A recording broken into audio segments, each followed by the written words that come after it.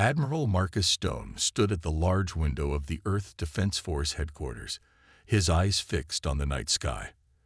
For 30 years he had watched these stars, waiting for this moment.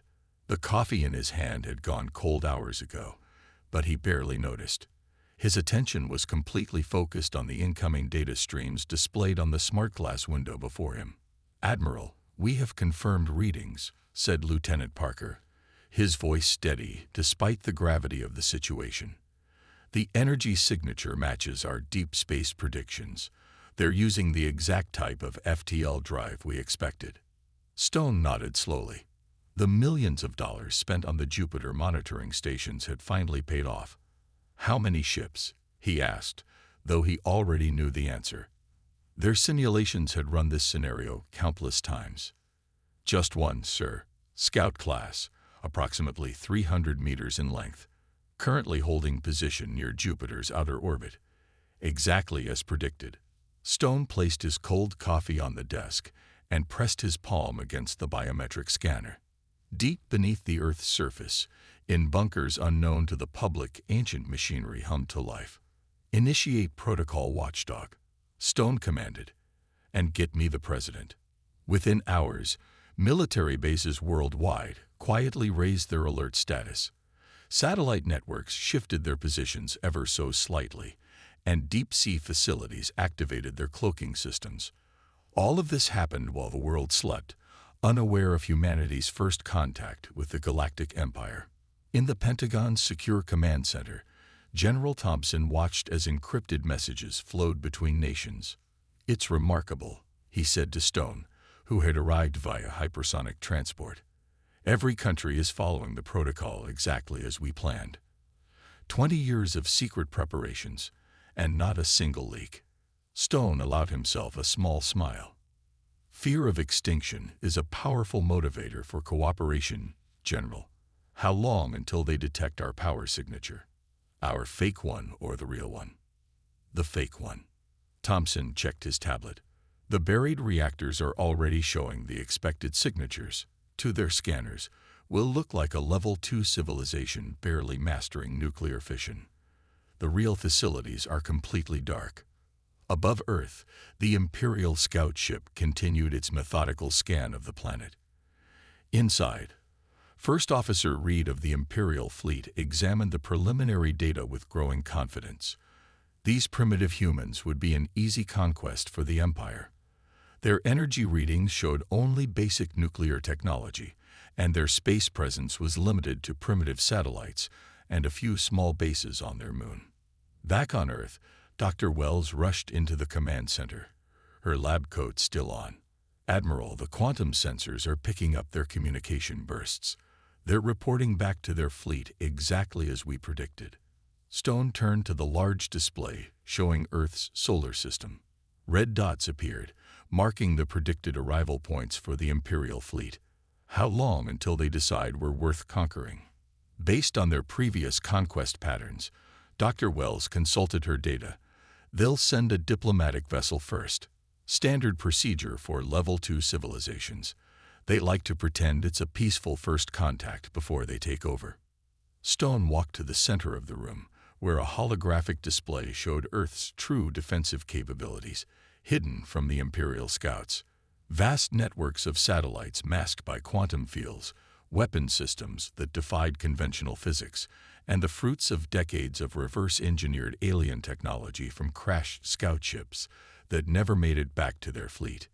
"Send word to all commands," Stone ordered. "Operation Silent Shield is now active. Maintain civilian power signatures only. Let them think we're primitive. Let them think we're weak." As the orders went out, Stone thought about the warning humanity would soon deliver to the Empire. A warning backed not by bluster or false bravado, but by years of preparation and technological advancement kept hidden from prying eyes. Lieutenant Parker approached with a fresh cup of coffee. "Sir, the President is ready for the briefing. All other world leaders are standing by on secure channels." Stone took the coffee, this time intending to drink it while it was still hot. "You know, Lieutenant, the Empire thinks they're about to discover Earth. He paused, looking at the holographic display of humanity's hidden strength. But the truth is, Earth discovered them long ago. We just decided to wait and let them make the first move. The first pieces were in place. Now it was just a matter of waiting for the Empire to walk into humanity's carefully laid trap. 3 days after the scout ship's arrival, the Empire made its move. A massive diplomatic vessel, gleaming like polished steel in the morning sun, descended through Earth's atmosphere. Its destination, the United Nations headquarters in New York. Commander Gray of the Imperial Fleet stood on his ship's bridge, looking down at the city below with barely hidden contempt. "Such primitive architecture," he said to his officers. "They still use physical buildings instead of quantum spaces. This won't take long." The ship landed in the specially cleared area outside the UN building. News cameras from around the world captured the moment, broadcasting to billions of watching eyes. The Empire had made sure their arrival would be seen by all, a show of power they had perfected across 1,000 worlds. Inside the UN Security Council chamber, Admiral Stone sat quietly beside other world leaders. Their faces showed appropriate awe and concern, carefully hiding any sign of preparation. Years of acting lessons, required for all high-ranking officials, were finally being put to use. Commander Gray entered the chamber flanked by his guards. Their advanced armor gleamed under the lights, purposely designed to intimidate. He walked to the center of the room and activated a holographic display that filled the air with images of the Imperial fleet. "People of Earth," Gray's voice boomed through the translation systems. "I bring you greetings from the Galactic Empire. We have watched your world for some time, and we believe you are ready to join our great civilization." The chamber remained silent. Stone noticed how Gray's eyes narrowed slightly at the lack of reaction. Most species usually showed either fear or excitement at this point. The Empire offers you advancement, technology, protection. Gray gestured to the holographic images of vast cities and advanced spacecraft.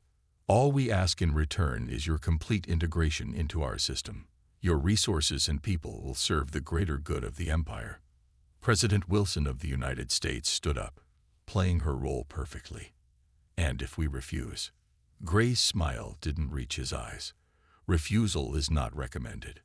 The last civilization that refused our generous offer no longer exists. You have 72 hours to submit your acceptance. After that," he let the threat hang in the air. The chamber erupted in carefully rehearsed chaos. Delegates argued with each other, some demanding immediate surrender, others calling for resistance. Stone watched Gray's satisfaction grow as he observed what he thought was a primitive species falling into panic. Back in the Earth Defense Force Command Center, Dr. Wells monitored the Imperial ship's scans. "They're doing exactly what we expected," she reported over the secure channel to Stone's earpiece. "Their sensors are trying to probe our military capabilities. The fake data is feeding perfectly. In orbit, hidden beneath quantum fields that made them invisible, even to Imperial technology, Earth's true defense fleet waited. Weapons that had taken decades to develop sat ready, while nanite swarms moved silently through space, preparing for commands that would soon come." Commander Gray left the UN building feeling confident. He had performed this ceremony hundreds of times, and the result was always the same. His ship lifted off, leaving behind a planet he believed was trembling in fear. As soon as the Imperial ship cleared Earth's atmosphere, Admiral Stone gathered with other leaders in a hidden bunker deep beneath the Swiss Alps. The room was filled with holographic displays showing Earth's true military strength. "All pieces are in place," General Thompson reported. "Our ships are in position. The nanite swarms are ready, and all defense grids are charged but dormant. They still see only what we want them to see." Stone looked at the assembled leaders. "The next step is crucial. When we issue our warning, it needs to hit them hard. The psychological impact must be perfect." He turned to Ambassador Allen. "Are you ready for your part?" Allen nodded, holding a small data crystal that contained humanity's only response to the Empire's ultimatum. "They expect us to either surrender or make empty threats. They won't be ready for what we actually have planned. As the 72-hour deadline approached, humanity prepared to reveal just a small part of its true nature. The Empire thought they were dealing with sheep. They were about to learn they had walked into a wolf's den. Exactly 71 hours after Commander Gray's ultimatum, the Imperial fleet received an unexpected message. Earth was requesting a full diplomatic meeting, not in their primitive United Nations building, but aboard the Empire's command ship. Commander Gray stood on his bridge, amused by the humans' boldness. "Let them come," he said to his officers. "Let them see our true power before they submit." The Empire's command ship hung in space like a metal mountain, its size meant to overwhelm any visitors. When the small Earth shuttle approached, Imperial sensors showed it was a basic craft with minimal weapons, just what they expected from a primitive species. Ambassador James Allen stepped out of the shuttle alone, wearing a simple black suit. The Imperial guards towered over him in their powered armor, but he showed no sign of fear. Gray noticed this with slight irritation. "Welcome aboard the Imperial flagship," Gray said, his voice echoing in the massive docking bay. "Have you brought your planet's surrender?" Allen smiled. It wasn't a pleasant smile. "Actually, Commander, I've brought something else." He held up a small data crystal. "We've brought you a warning and proof." Gray's amusement turned to confusion as Allen activated the crystal. The holographic display filled the docking bay, but instead of showing Earth's surrender, it showed something impossible: detailed scans of every Imperial conquest over the last 1,000 years. "You see, Commander," Allen's voice was calm, "we've been watching you for a very long time. We saw what you did to the people of Proxima B, to the colonies in the Trappist system, to every civilization that refused to bow to your empire." The display changed, showing Imperial ship designs, weapon specifications, and tactical data that should have been impossible for Earth to have. Gray's face paled. "How?" Gray started, but Allen continued. "Every scout ship you sent to Earth over the last 50 years, the ones you thought were lost to accidents, we captured them, studied them, improved upon them." The hologram shifted again, now showing scenes from Earth's history. Wars, recoveries, advancements. "We are not like the other species you've conquered, Commander. Humanity doesn't break. We adapt. We overcome. We've spent our entire history fighting ourselves, perfecting the art of war, surviving everything this universe has thrown at us." Allen walked closer to Gray, completely ignoring the armed guards. "We could have contacted you years ago. We could have joined your empire when we first learned of it. But we watched. We waited. We wanted to see your true nature." "You're bluffing," Gray said, but his voice lacked conviction. "Our scans show your true level of technology." Allen laughed. It was a sound that sent chills through even the Imperial guards. "Your scans show what we want them to show. Let me give you a small demonstration." He pressed a button on his watch. Suddenly, all the Imperial Guards' weapons powered down. Their advanced armor froze in place. Even the ship's artificial gravity flickered for a moment. "That was just a taste," Allen said. "A small sample of what we can do. Our nanites are already in your systems. They have been for years. We could shut down your entire fleet with a single command." Gray's face showed real fear now. "What do you want?" "We want you to leave. Take your fleet, leave our solar system, and never return. This is not a negotiation. This is your only warning." Allen's voice hardened. "If you choose to stay, if you choose to fight, we will eliminate the Empire so thoroughly that you will become nothing more than a cautionary tale for future civilizations." Allen turned and walked back to his shuttle, then paused. "You have 1 hour to begin your withdrawal. After that, we will consider your presence an act of war." He looked back at Gray. "And Commander, don't bother trying to report this to your superiors. Your quantum communications have been blocked since I arrived." As the Earth shuttle departed, Gray stood in the silent docking bay, realizing that what he thought would be a simple conquest had just become something else entirely. For the first time in his career, he felt true fear, not of defeat, but of extinction. In the shuttle, Alan contacted Earth. Warning delivered, Admiral Stone. Now we wait to see if they're smart enough to listen. Commander Gray paced on his bridge, his pride wrestling with his fear. 58 minutes had passed since the humans' warning. The logical choice was to retreat, but 1,000 years of Imperial victory made that impossible to accept. Launch the attack, he ordered. Show these humans the price of threatening the Empire.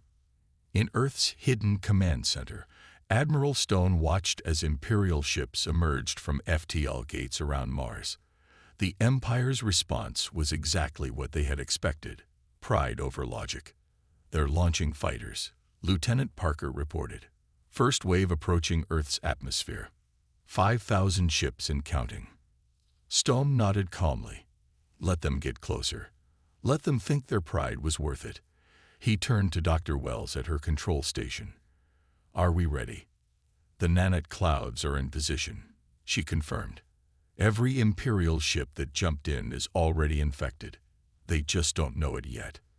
The sky above Earth lit up as Imperial fighters entered the atmosphere. Their energy weapons painted the clouds with purple light, targeting what they thought were Earth's primary defense installations, empty buildings and fake missile silos that had been prepared for exactly this purpose. Commander Gray smiled as the first reports of successful strikes came in. See, they were bluffing. Their defenses are falling exactly as our scans predicted. Then his tactical officer's voice cracked with panic. Sir, we're detecting new energy signatures everywhere. Across Earth's surface, hidden installations began to power up. Mountains split open to reveal massive weapon platforms.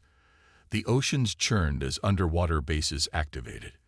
And in orbit, quantum fields dropped to reveal Earth's true defense fleet, ships that made the Imperial vessels look primitive in comparison. All ships, open fire, Gray commanded, but nothing happened. His mighty fleet hung motionless in space. In the command center, Dr. Wells allowed herself a small smile. Nanite shutdown complete, Admiral. Their ships are dead in space. Stone pressed a button on his command console. His voice transmitted to every Imperial vessel. Commander Gray, you were warned. You were given a chance to leave in peace. You chose pride over wisdom. Above the planet, Earth's defense fleet moved into position. They were beautiful and terrifying. Sleek ships that seemed to bend light around them, powered by technology that the Empire had never seen before. This is impossible, Gray whispered, watching as his mighty fleet drifted helpless in space. Our scans, your scans showed you what we wanted them to show. Stone's voice was calm. For 50 years, we fed you false data. We learned your weaknesses. We improved upon your technology. And now we will show you exactly why your pride was misplaced. A single Earth ship, smaller than the Imperial fighters, moved forward. Its hull seemed to ripple like water in sunlight. With a pulse of energy that the Imperial sensors couldn't even classify, it disabled an entire squadron of Gray's best ships. That was a demonstration. Stone continued. A sample of what we can do. You have one last chance. Surrender your fleet, and we will allow you to return to your empire with a message. In the command center, General Thompson looked at the tactical display. Sir, they're powering up their backup systems, trying to override our nanite control. Stone sighed. As expected, pride to the end. He turned to Dr. Wells. Begin Phase 2. Across the solar system, hidden satellites activated. Quantum fields that had masked Earth's true technological level for decades dissolved. The Empire's mighty fleet found itself surrounded not by a primitive civilization, but by a force that had spent generations preparing for this very moment.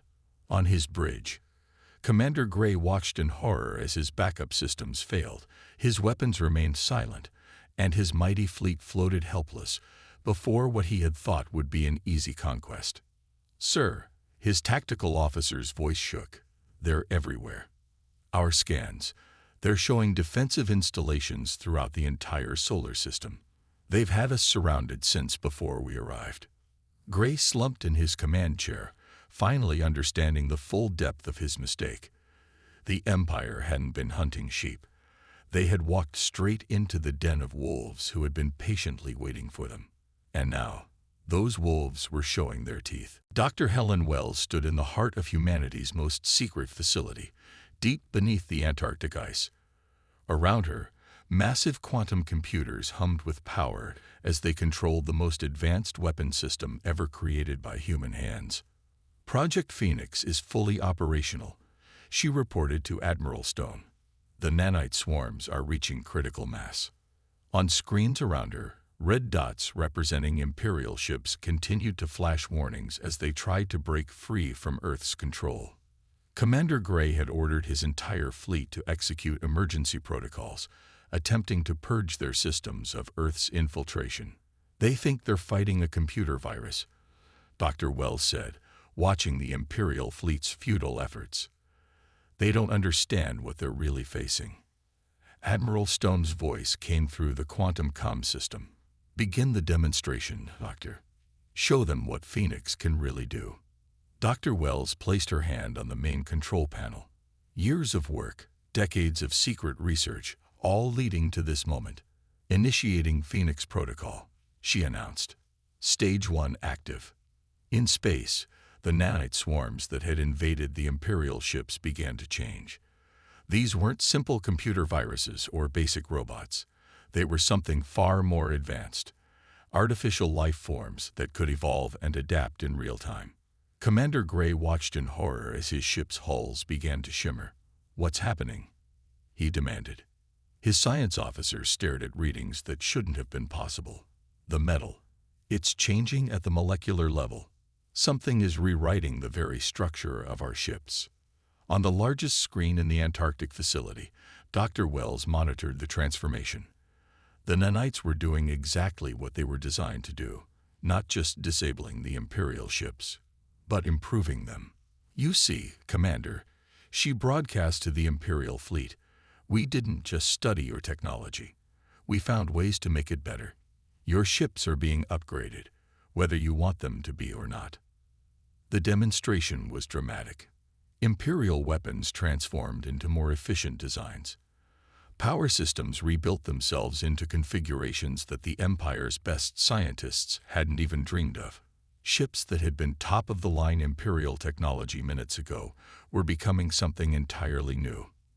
"Impossible," Gray whispered, watching his mighty fleet change before his eyes.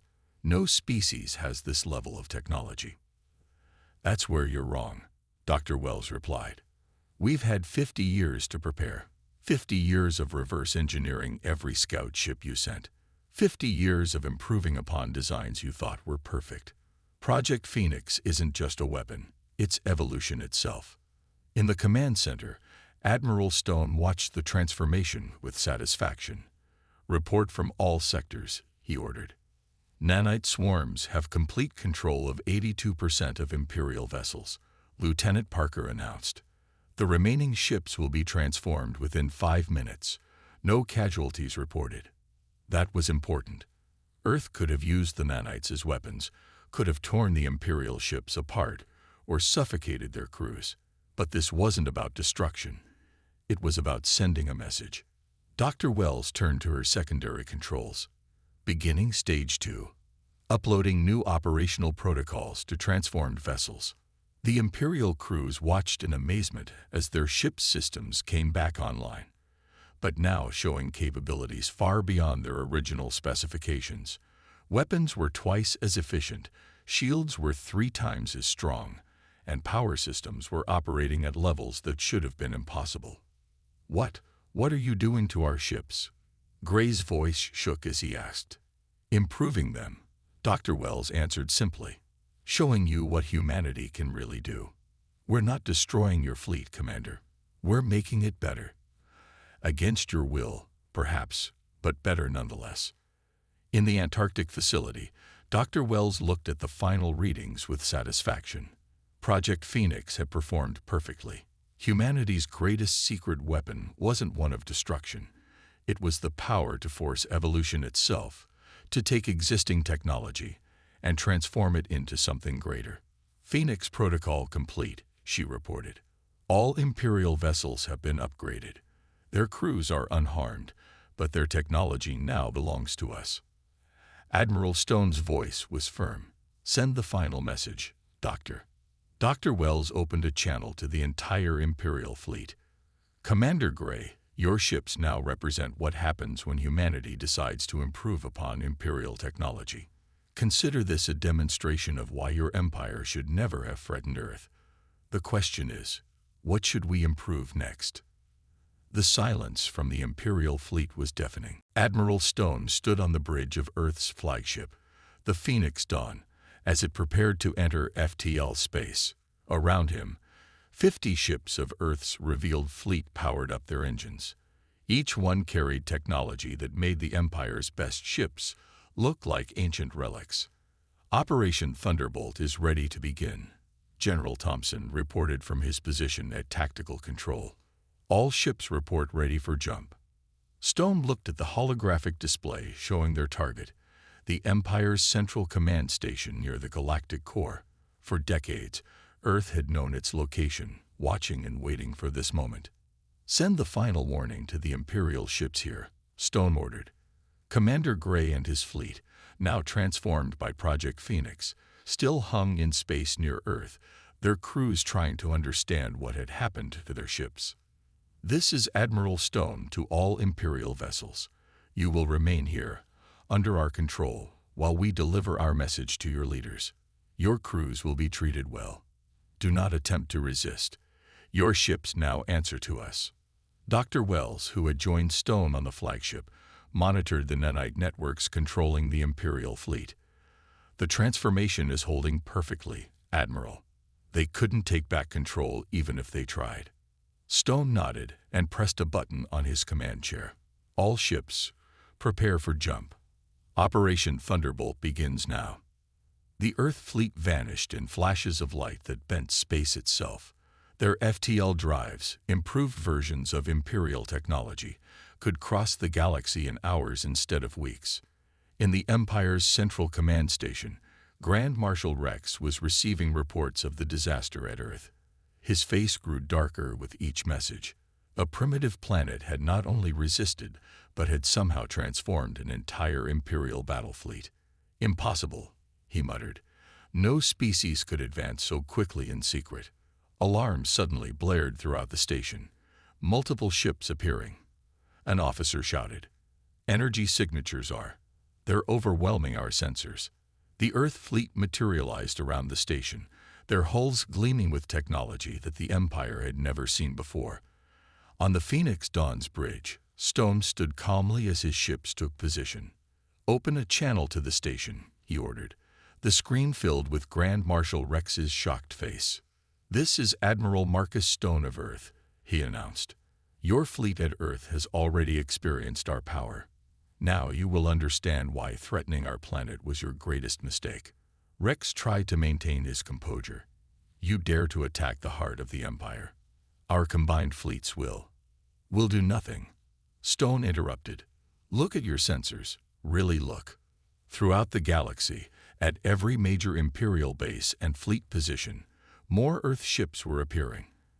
Not 50, but thousands. An armada that had been hidden in quantum fields, waiting for this moment.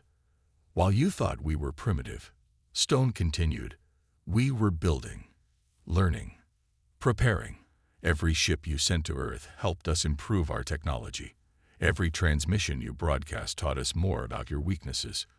Dr. Wells stepped forward. "Your entire defense network is already infected with our nanites.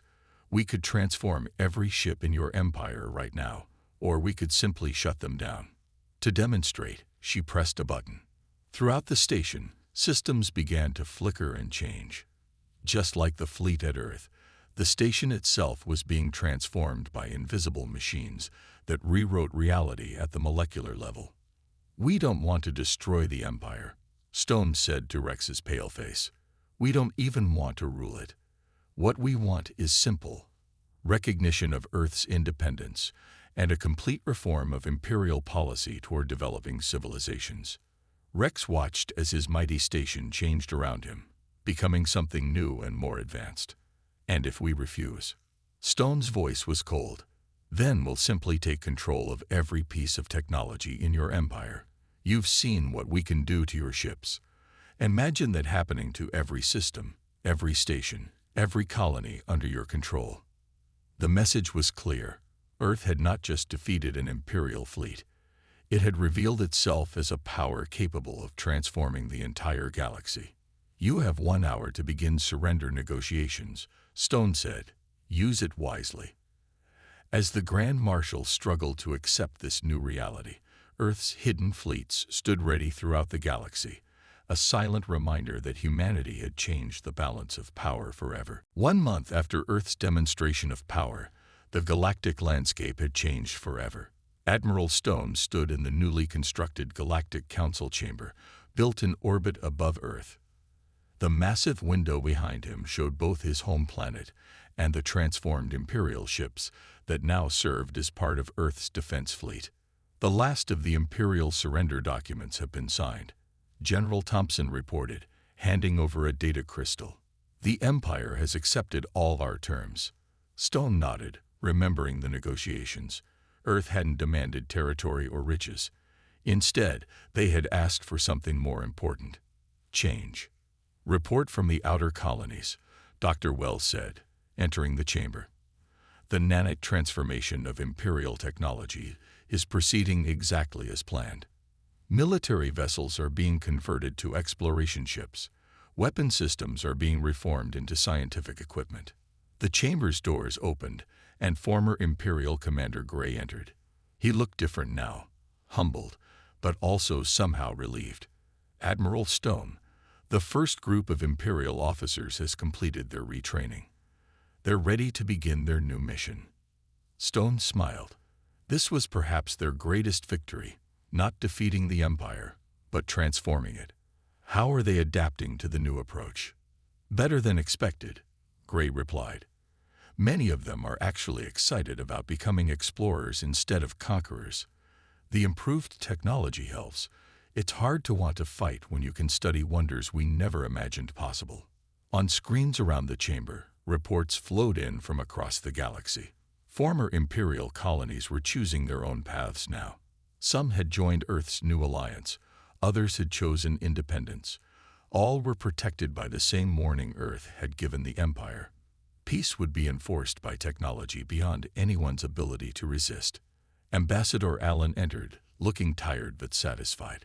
The first wave of diplomatic requests is overwhelming. Every species that suffered under the Empire wants to talk. They all want to know how we did it, how we stayed hidden for so long, how we advanced so quickly. And what do you tell them? Stone asked, though he knew the answer. The truth, Allen replied. That fear of extinction is the mother of innovation.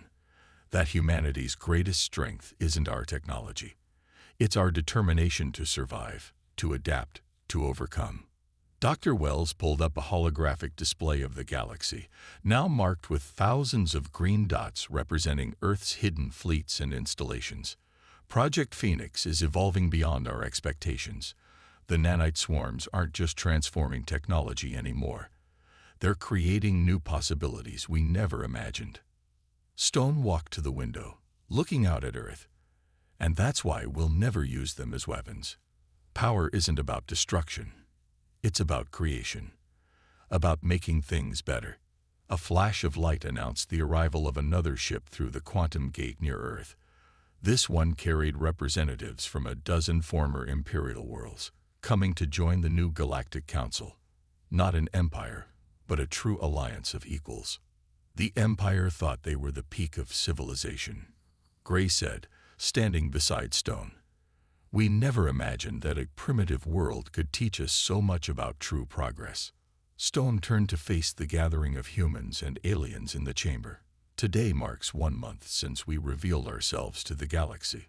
We didn't want power. We didn't want revenge. All we wanted was to ensure that no species would ever again face extinction at the hands of conquerors. He gestured to the transformed ships outside. Our technology can reshape matter itself. But our greatest achievement isn't in our weapons or our ships.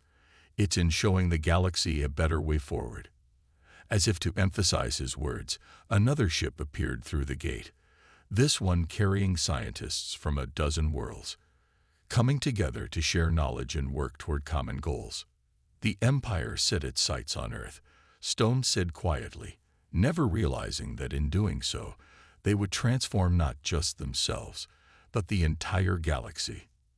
Outside the window, Earth continued its eternal dance around the sun, no longer a hidden power, but a beacon of hope for species across the galaxy. Humanity had not just survived, they had changed the very nature of galactic civilization. And they had done it not through conquest, but through the very thing that had made them strong in the first place, the unwavering drive to build a better future.